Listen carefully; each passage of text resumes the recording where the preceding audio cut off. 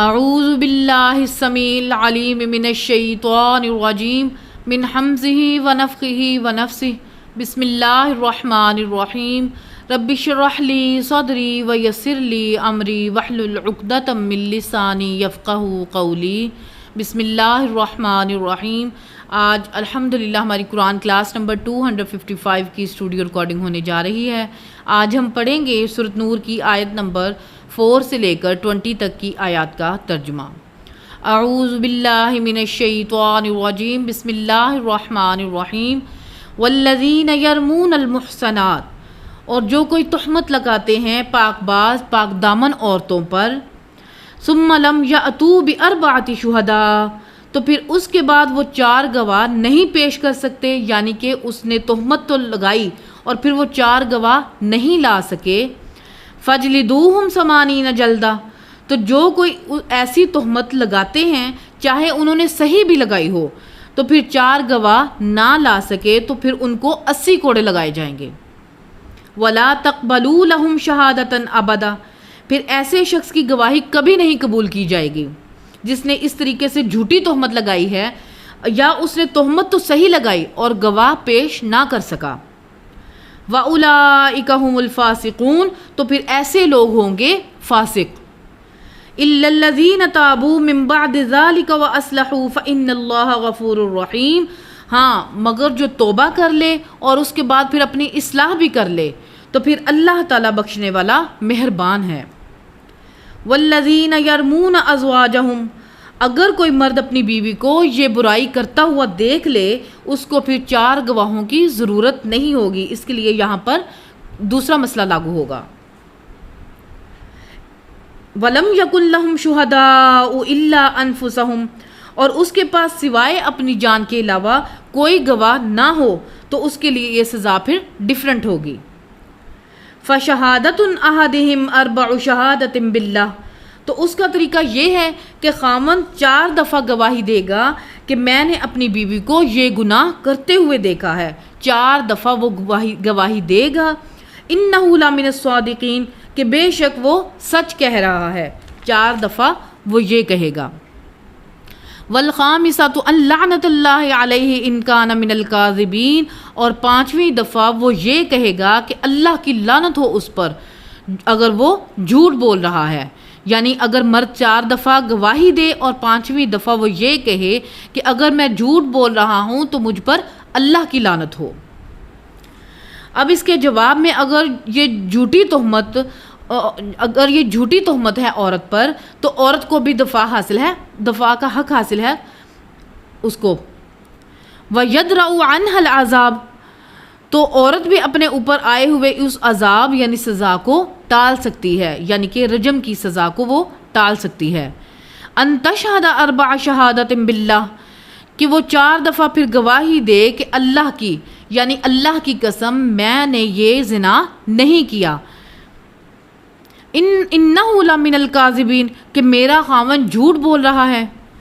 والخامسۃ ان غضب اللہ علیہا ان کان من الصادقین، اور 5ویں دفعہ وہ یہ کہے کہ مجھ پر اللہ کا غضب نازل ہو اگر میرا شوہر سچ بول رہا ہے اور میں جھوٹ بول رہی ہوں۔ ولولا فضل اللہ علیکم ورحمتہ، اور اگر اللہ تعالیٰ کا تم پر فضل نہ ہوتا یا اللہ کی رحمت نہ ہوتی تو وَأَنَّ اللَّهَ تَوَّابٌ حَكِيمٌ، تو بے شک اللہ تعالیٰ توبہ قبول کرنے والا ہے اور حکمت والا ہے۔ إِنَّ الَّذِينَ جَاءُوا بِالْإِفْكِ عُصْبَةٌ مِّنْكُمْ، بے شک وہ لوگ جو کہ لے کر آئے ہیں الزام جھوٹی تہمت کے ساتھ آئے، وہ تمہیں میں سے ایک گروہ ہے۔ لا تحسبوه شر لکم، تو اے مسلمانوں تم اسے برا خیال مت کرو، تم مت گمان کرو کہ اس میں تمہارے لیے کوئی شر ہے، بل ہوا خیر لکم، بلکہ اس میں تمہارے لیے خیر ہے۔ لکل امرئ منہم مکتسب من الاسم، اور اس میں سے ہر شخص کے لیے جس نے جتنا اس گناہ میں سیدہ عائشہ پر تہمت لگانے والے گناہ میں اس کے لیے اتنا وبال ہے، جس نے جتنا حصہ ڈالا اس کے لیے اتنا ہی وبال ہے۔ والذی تولی کبرہ منہم لہ عذاب عظیم، اور جو ان میں سے سب سے بڑا ہے یعنی کہ جو ان کا لیڈر تھا اس کے لیے تو بہت بڑا عذاب ہے اللہ تعالیٰ کے ہاں. لولا اذ سمعتموه ظن المؤمنون والمؤمنات بانفسهم خیرا، کہ ایسا کیوں نہ ہوا کہ جب تم نے یہ افواہ سنی تھی، مومن مردوں اور مومن عورتوں کو چاہیے تھا کہ وہ اپنوں کے بارے میں حسن ظن رکھتے، بجائے کہ وہ بدگمانی کرنے کہ جن کے اوپر تہمت لگائی گئی، یعنی جو سیدنا صفوان یا سیدہ عائشہ رضی اللہ تعالی عنہما تھے، یہ تمہارے اپنے مسلمان بہن اور بھائی تھے. وَقَالُوا هَذَا إِفْكٌ مُبِينٌ، اور تمہیں تو کہنا چاہیے تھا کہ یہ تو کھلا الزام اور بہتان ہے جو لگایا گیا ہے ان شریف لوگوں پر. لولا جاءوا علیہ بأربعۃ شہداء، کیوں نہ ایسا ہوا کہ اگر انہوں نے تہمت لگائی ہوئی تھی تو وہ اس کے اوپر 4 گواہ پیش کرتے.